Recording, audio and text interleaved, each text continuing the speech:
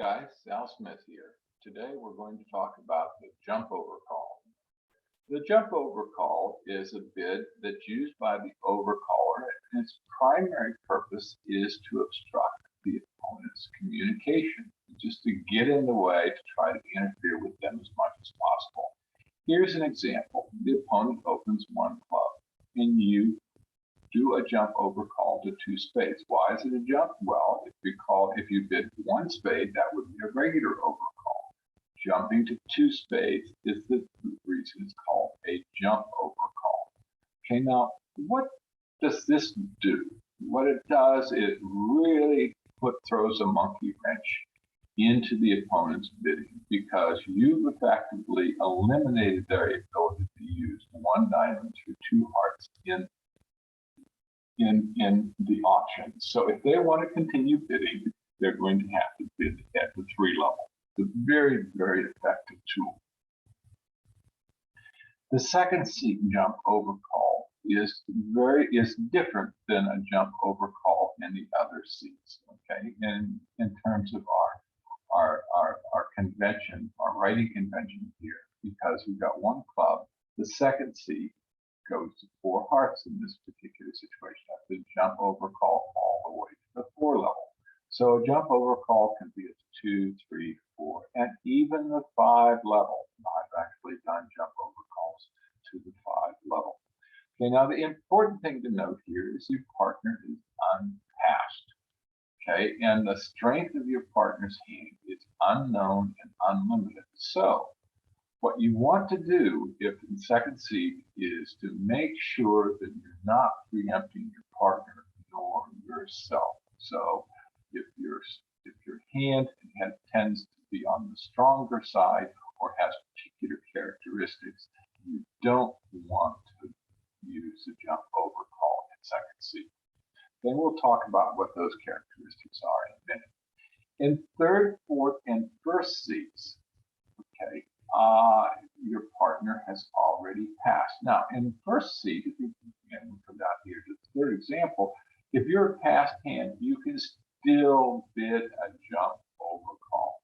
Okay, what this really says, if you're doing a delayed jump overcall in first seat, could even be second seat, okay, that you're too strong to, you have a long suit, and for whatever reason you've chosen, you did not show it in your opening bid. Generally, what this says is, hey partner, I was too strong, I was too weak to open, and I was too strong with some type of characteristic in my hand that prevented me from bidding making a preemptive bid to begin with. So just because you passed the first time doesn't mean you have to pass the second time.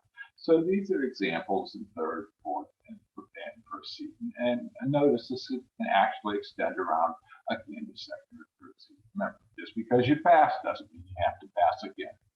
Okay, what we're going to do is we're going to use 2, 3, 4 to determine what's safe, what's the maximum safe level we can bid the jump overcall at, given vulnerability. Okay, and 2, 3, 4 gives us capability of determining what the safe level is that we can bid to or force our partner to bid to based upon the shape of our hand, its trick-taking capabilities, and vulnerability. Okay? It incorporates all 3 of those factors. There's no specific point range in the rules that are defined or required in relationship to a jump overcall.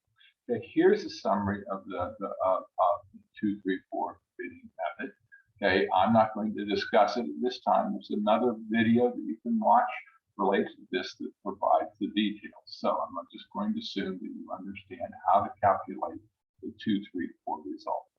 Okay, one of the important things that you need to consider with your partner is defining the expectation of how many cards you're going to have for a jump overcall. At the 2 level, it's typically defined as 6 plus cards. Not exactly 6, but 6 plus cards, because you can have more cards in a suit, but have a very weak hand. Now, there's a more aggressive form of jump overcall overcalls that allows you to do jump overcalls at the 2 level with only 5 cards. Okay, making a note that that exists. It's more advanced players, so I just want you to know that that's available when you're ready. So typically, the agreement with your partner is having a 6+ card suit. Okay, let's take a look at a couple of examples here and how vulnerability comes into play and how it relates to the 2, 3, 4 result. In this first one, we're non-vulnerable and the opponents are vulnerable. Okay, now that's called favorable vulnerability because we have less risk in terms of if we get set. So let's go ahead and calculate our 2, 3, 4 result. We've got 1, 2, 3, 4, 5, 6, 7, 8, 9 losers in this hand. Okay, so that's pretty weak hand. We only have 4 points. Okay. Should we do a jump overcall? So we take 7 minus 9, that gives us -2, and we add in the B factor of 4 for favorable vulnerability, so the result is 2. Okay, since the result is 2, we can safely bid to the 2 level. So in this case, we are strong enough, given all the different factors of bidding 2 spades. Let's look at the situations where we have equal vulnerability. All right, now, and we count the losers here. We have 1, 2, 3, 4, 5, 6, 7, 8. We have 1 less loser, but the B factor goes up by 1, goes down by 1 to 3. So we've computed, and the answer here is again 2. So with this hand, and we can actually do the jump overcall with 2 spades. Now, what I'm really showing here is what are the minimum hands that you can have in order to make the jump overcall. Okay, and so in this hand, it's the second example. We also do a jump overcall with 2 spades. With equal vulnerability, we're strong enough. With unfavorable vulnerability, okay, we have 1, 2, 3, 4, 5, 6, 7 losers. Okay, we can actually still bid 2 spades. Now, note, we have 7 spades in this situation. And we're not going to use the number of cards in the suit as the determinator of what level we're going to bid. We're going to use 2, 3, 4. Given how weak we are in the other suits and the weakness in our spade suit, what 2, 3, 4 says, we can only safely bid to the 2 level. And now some people would go, well, 2, 4, 5, I've got 7 of them, so I'm going to preempt, I'm going to do 4 spades. Okay, what that does, I'm going to say that's a nonsensical approach because it doesn't take into consideration the overall trick-taking capability of the hand, nor does it take into consideration vulnerability. Okay, so you can see that there's actually quite a there's the subtle differences between these hands. They're pretty much alike, but because of vulnerability, it controls what level we can bid to. Okay, with a 3-level jump overcall, the partnership agreement is generally 6+ cards. Okay, you don't want to be opening at the 3 level in most situations, only a 5-card suit board, making an overcall at the 3 level with a 5-card suit. So you need to have 6+ cards. With the 4 level, we like to have 7+ cards. Now notice these are 6+ cards and 7+ cards, just like we had 7 up here in this example. We're only opening at we're only doing the overcall at the 2 level. It's not controlled by the level we open. It's not controlled by the number of cards. But in terms of the partnership agreement, we like to have an understanding of what the minimum number of cards are at the particular level. Okay, now let's take a look at the jump overcall and some other considerations in terms of what level you open at, what level the overcall occurs at. Okay, there are situations. Remember that the jump overcall is a preemptive bid. You intend to make the bid. Well, it'd be nice, but that's not the plan. The plan is to obstruct the opponents and it's a sacrifice bid. So if you go down one or two, you expect to get a better score than if the opponents were left to continue the auction unimpeded.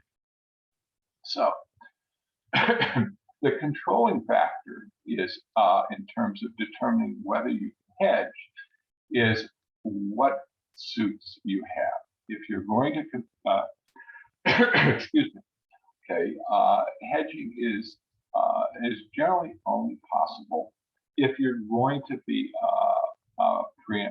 your overcall is going, your jump overcall is going to be in a major, and it's really controlled by the number of cards that you have in the other major. Well, geez, why the other major? Well, what you want to do is you want to evaluate the probability of the opponents having a fit in the other majors. Obviously, they're not going to have a fit in your major because you have 6 or more cards in that suit.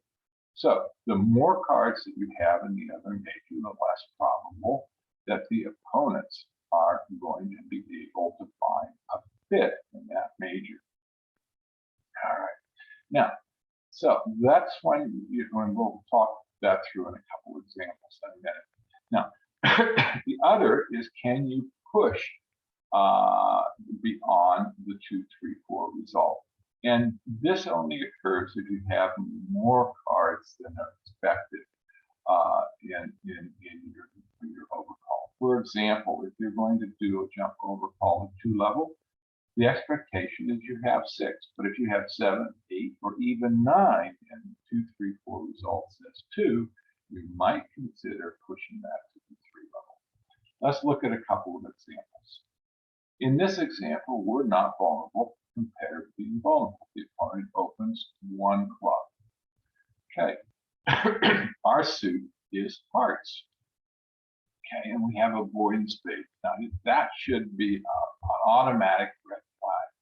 The opponents have a strong probability of having a fit in spades. So that really indicates that we don't want to hedge our bets, okay, because we want to obstruct their bidding as much as possible.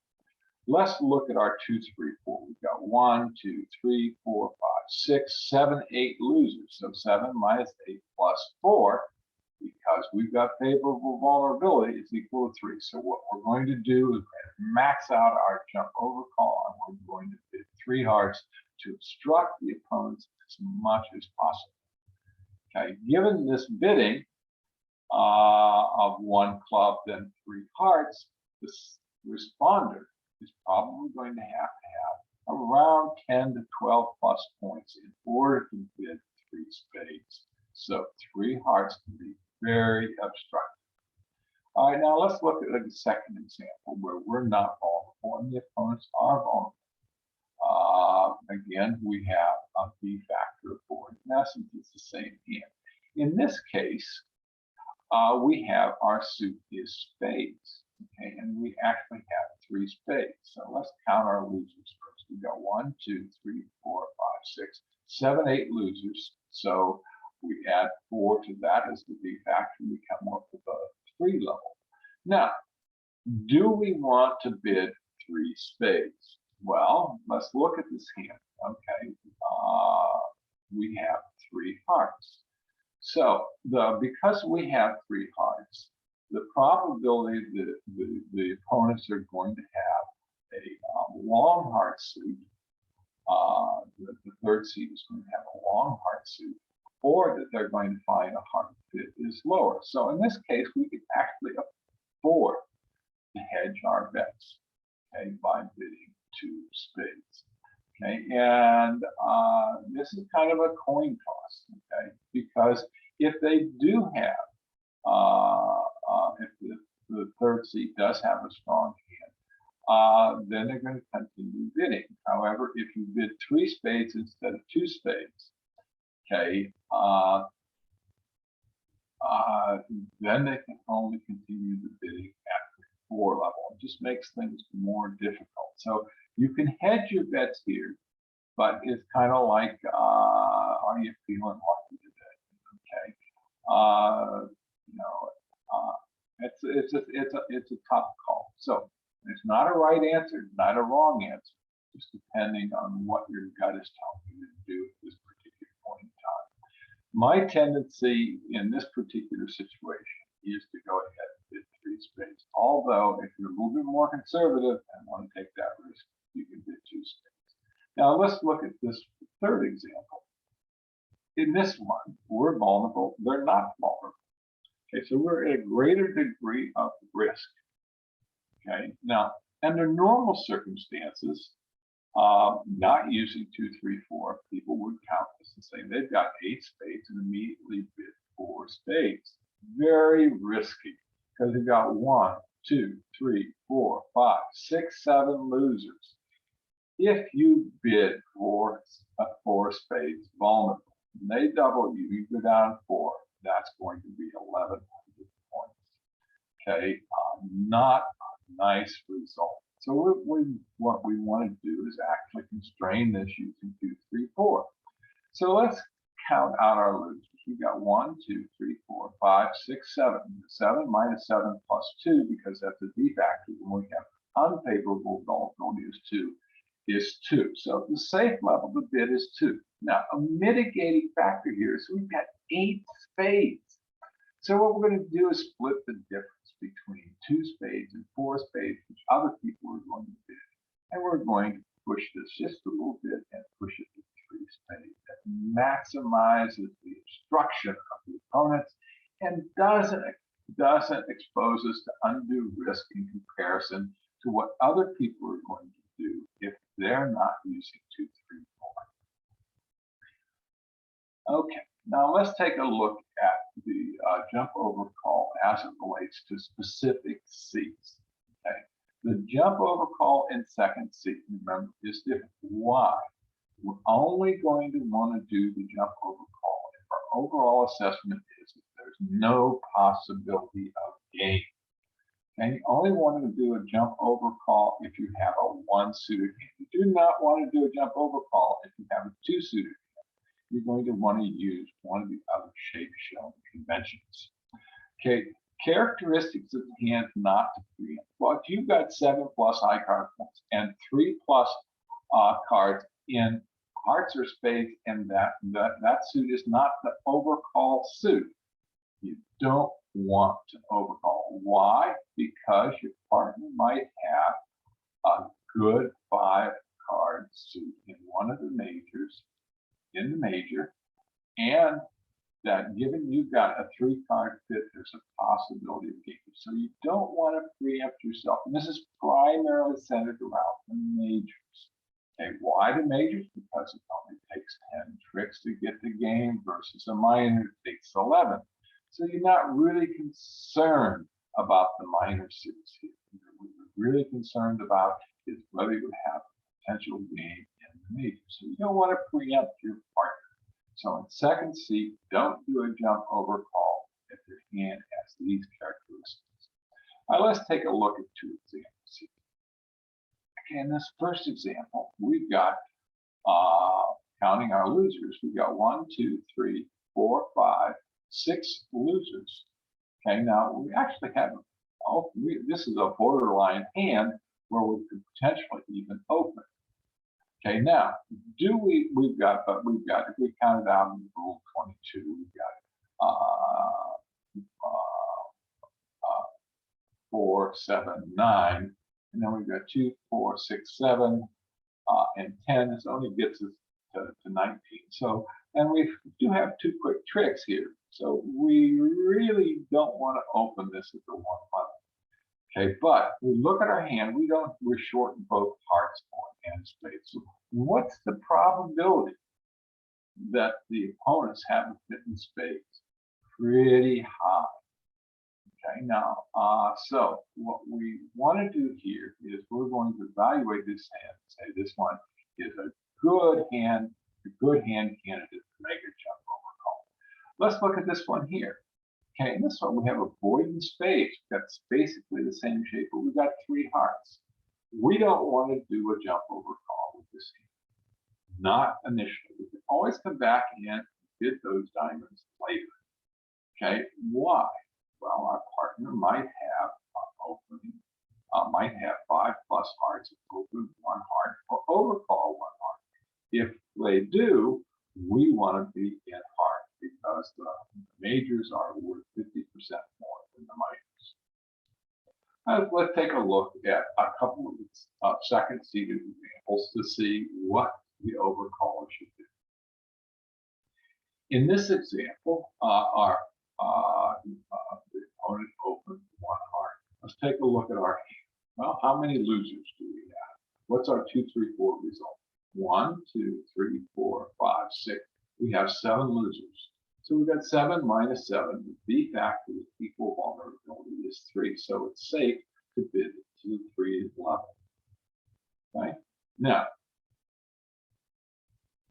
when we look at this hand,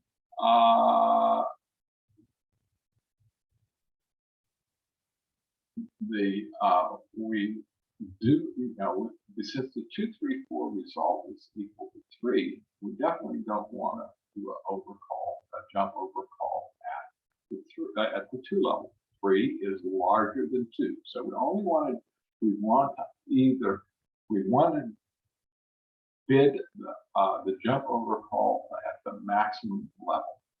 Now we have some situations here as to whether we want to overcall or we want to make a jump overcall. Since we are in second seat and we have a relatively strong hand at 3, 6, 8 points, we have only 7 losers. There's a possibility that our partner can have our partner has points.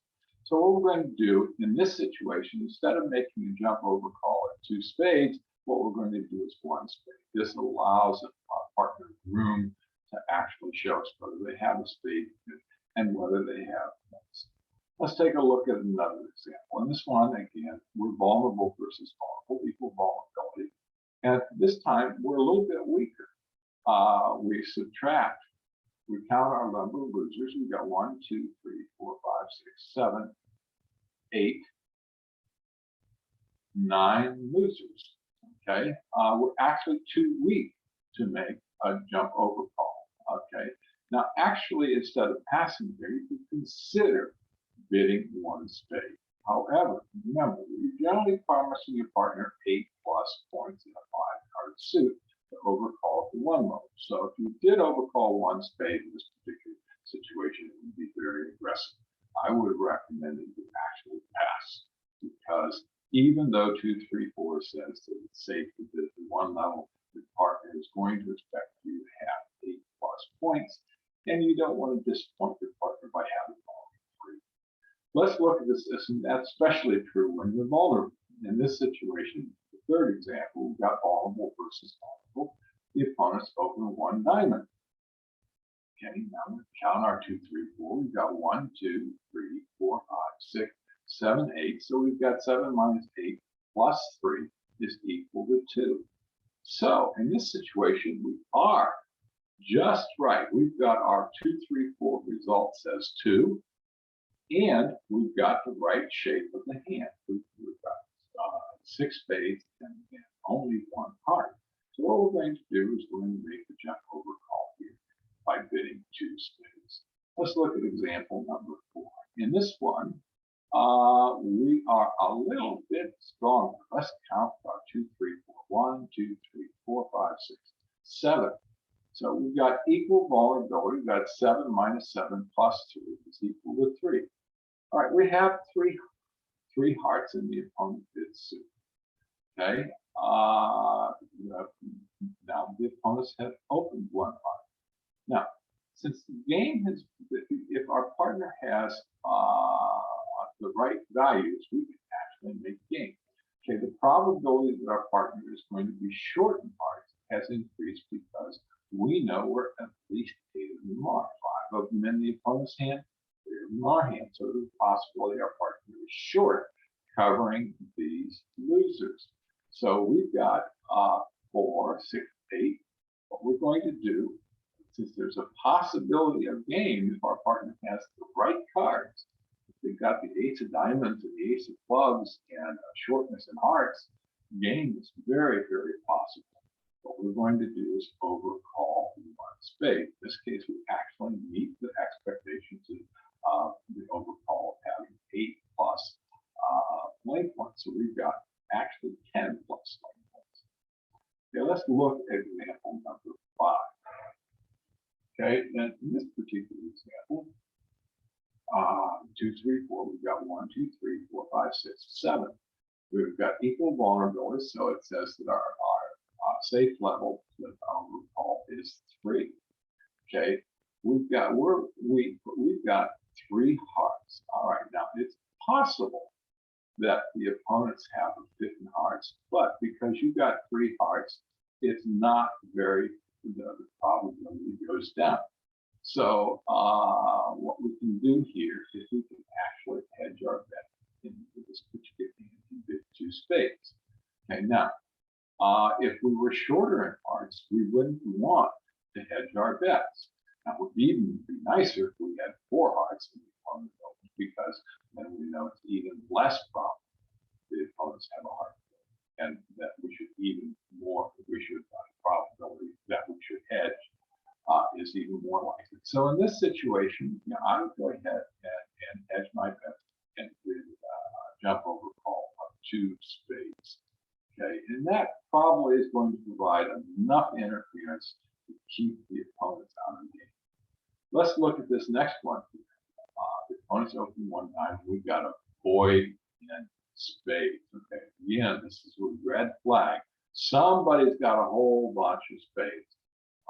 Very probable it's going to be the 3rd seed for your partner. You don't know. So, but you want to, in essence, hedge your bets. I must strike that word. We use hedge, but you're going to want to maximize your jump overcall. So let's count our 2, 3, 4. 1, 2, 3, 4, 5, 6. We've got 7 minus 6 plus 3, that's equal vulnerability is 4. So what are we going to do here? We do not want to hedge our bets because of the spades. What we're going to do is we're going to make a jump overcall of 4 hearts. That's really dangerous. Not all that dangerous. If they have a cold game in 4 spades, they're going to get 620 points. Okay, right? If your partner has even 1 or 2 tricks, you're probably going to be able to get a better score. Okay, let's look at the situation where your partner has passed. So we're talking about a jump overcall at 3rd, 4th seed, or even in by something that's already passed. Okay, so your partner's already passed, so there's no concern about preempting your partner or preempting yourself. If you judge that there's no possibility of game. Okay, and to kind of reduce it to other terms, you're only going to be able, the game's only going to be possible in 3rd after if you're 3rd or 4th seed if you've got 14 plus honey points or less than equal 6 losers. Your partner has already pretty much promised that they don't have opening points, and the probability they're going to have more than 3 winners is very low. Okay, now if you use this approach and you only do a jump overcall, you only overcall with 15 plus 14 plus points, it must be alerted, okay, because the typical overcall limit is 8. So I recommend that you actually use the fact that your partner has already passed to raise and only overcall to 1 level if you see there's a possibility of game. Otherwise, bid a jump overcall. Okay. Now, if you've got a 2-suited hand, you don't want to do a jump overcall. You're going to want to use one of the other conventions that are available to you in order to show the 2 suits. You've got the negative double, capital A qubit, sandwich no trump, or unusual no trump. So you've got a lot of things available to you in order to show the 2 suits that if you have a 2-suited hand. Okay, and now I recommend that you actually jump overcall whenever it's possible to obstruct the opponent given the qualifications that I've discussed in this lesson. All right, let's take a look at a couple of examples, okay, where our partner has already passed. Okay, in this example, the opponent's opened one heart. Let's count the 2, 3, 4 losers. 1, 2, 3, 4, 5, 6, 7. So we've got 7 minus 7 plus 2 because we've got unfavorable vulnerability of 2. So yes, it's safe to bid at the 2 level. Game is not probable. It's really not very, very minor possibility for game, almost impossible. So we're not concerned about game at all. Our partner's passed. So we're going to make a jump overcall to 2 spades. Okay, what this does is just make things very difficult for the opponents. Okay, and let's take a look at what the opponents would have to bid. Okay, if the opponent has 3 hearts and has a bit in the heart suit, they could bid 3 hearts. Okay, now does the opener know whether they have how many points they have? No. Now, if they want to show 3 hearts and 10 plus points, they have to bid 3 spades. And now they've been forcing their partner to the game. So you've eaten up a whole bunch of bidding room and really made things difficult for the opponents. Let's take a look at this second example. The option is the same. Pretty much the same. And I need to fix this. It should be in 3rd seat. Okay.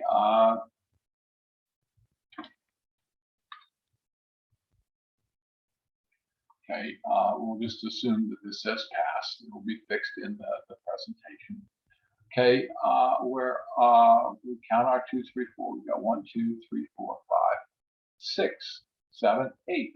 So we've got 7 minus 8 plus 4 because we've got favorable vulnerability. It says we can go to we can overcall to the 3 level. Okay, now what we're going to do here, because we have the void hearts, because the probability that they've got a great heart fit goes way up because of our shortness. So we want to max out the jump overcall. Okay, so we're going to make a jump overcall in this situation of 3 spades to maximize our level of obstruction. Let's look at this particular example here. Okay, and again, this should be past 1 diamond, and then we're looking at the overcall in the 3rd seat. Okay, in this case, we've got the 2, 3, 4 is 1, 2, 3, 4, 5. So we've got 7 minus 5 plus 3 at the 5 level. So we can safely bid all the way to the 5 level. This should be a red flag indicating that we probably should not do an overcall, a jump overcall in this situation. If our partner has, let's say, the ace of spades and the ace of diamonds, 4 spades is cold. So our partner doesn't need to have a whole lot of values in order for us to make game. If they've got 2 aces, we're going to make game. Okay, so we're too strong, so what we're going to do is we're going to overcall 1 spade because we don't want to preempt ourselves or our partner from telling us about what they have. All right, let's look at example number 4. In this case, we have the 4th seat. We've got pass, the 3rd seat opens 1 heart. Okay, and we have a whole bunch of crappy clubs. What should we do? Well, let's count our 2, 3, 4. We've also got this red flag here. We don't have any hearts, so the probability that they've got a fit in hearts goes way up. So we've got 1, 2, 3, 4, 5, 6. We've got 7 minus 6 plus 3. Okay, and given that we've got equal vulnerability, not vulnerable versus not vulnerable, okay, we should make the jump overcall. What should we do? We should jump all the way to 4 clubs. You see, you're going to jump to 4 clubs with those crappy 2, 4, 6, 8 clubs. Yes, sir, that's what I'm going to do, because now the opponents have to make the decision whether to bid 4 hearts. If they bid 4 hearts, it's very likely that our partner has all the outstanding hearts. We don't have any. So let's say they've got a 9-card fit. Our partner has 4 of them. So we force them into the situation of making that decision without being able to gather any information. Let's look at example number 5. Okay, in this case, let's count our 2, 3, 4. We've got 1, 2, 3, 4, 5, 6. So we says we can 1, 2, 3, 4, 5, 6. Okay, I'll fix that. Okay,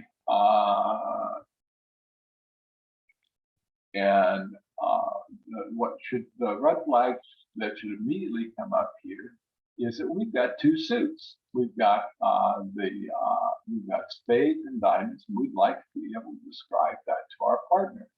Okay, so how do we do that? There's a convention called the Michaels convention. There's a lesson, different lessons on that. And if we bid 2 hearts, it would say, partner, we've got 5 plus spades and 5 plus diamonds.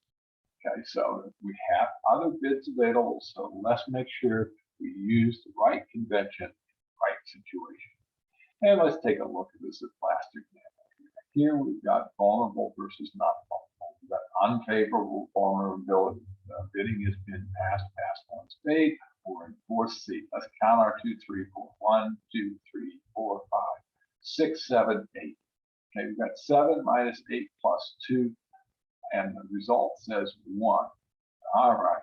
Now, okay, our 2, 3, 4 result says 1. So we are not going to be strong enough in order to make a jump overcall. If we bid 2 spades, we'd say that we need to have a 2, 3, 4 result of greater than or equal to 2. Okay, we just aren't strong enough to do that. So what we're going to do here is pass. Okay, so now you've got the basic idea of the jump overcall, how to use it to obstruct the opponent and to communicate with your partner. Okay, well, I hope you have a great day. Here's the information where you can contact us. And like I said,